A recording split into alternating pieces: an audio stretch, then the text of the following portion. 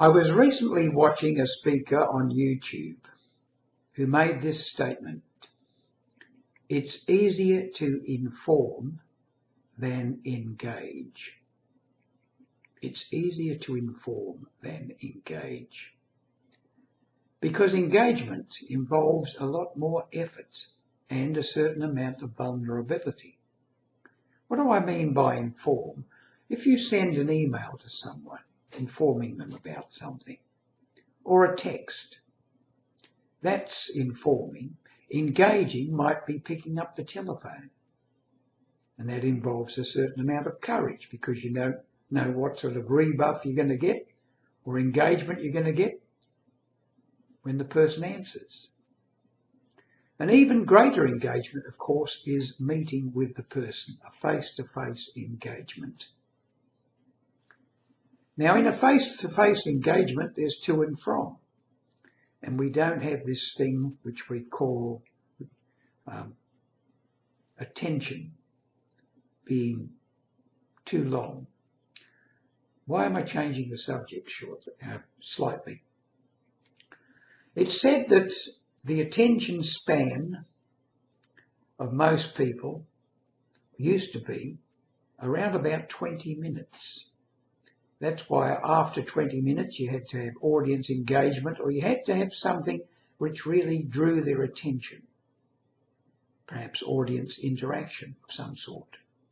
Certainly a change of direction, even a short break from having to listen to you.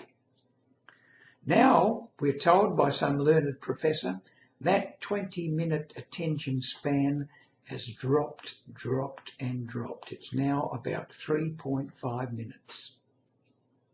People will give their attention for about 3.5 minutes, and then after that they wander on and want something else.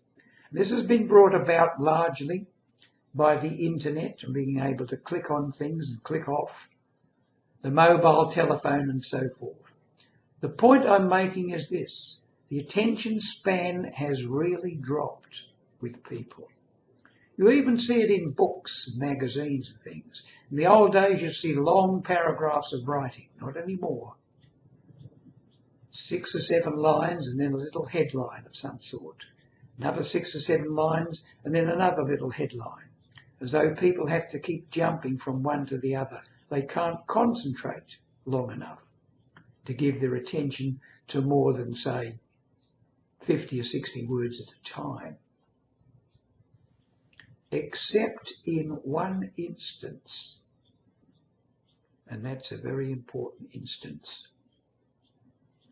If you tell them a story, their interest will be on it right the way through, if you tell it well enough and the story is interesting enough. I'm a storyteller, and this evening I'll be going out and speaking to a group and telling them a story which will last about 20 minutes. But I have told stories to audiences which go for as long as almost 50 minutes. And the audiences are riveted. I can tell just by looking at them. Nobody's fidgeting. Nobody's trying to surreptitiously look at their telephone. Nobody's nodding off. A good storyteller will keep the audience riveted, even if it's a long story. When you watch something on TV which isn't interrupted every so often with an advertisement, and it's a good story, you'll give your whole attention to that story, that movie.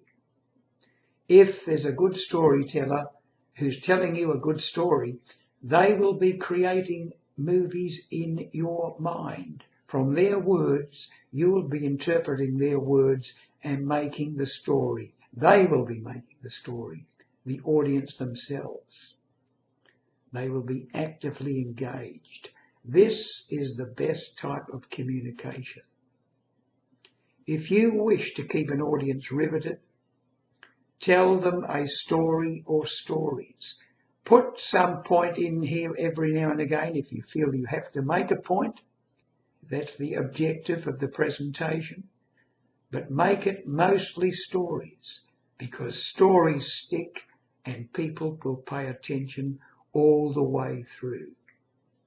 Nothing in communication face to face is more powerful than a good story well told.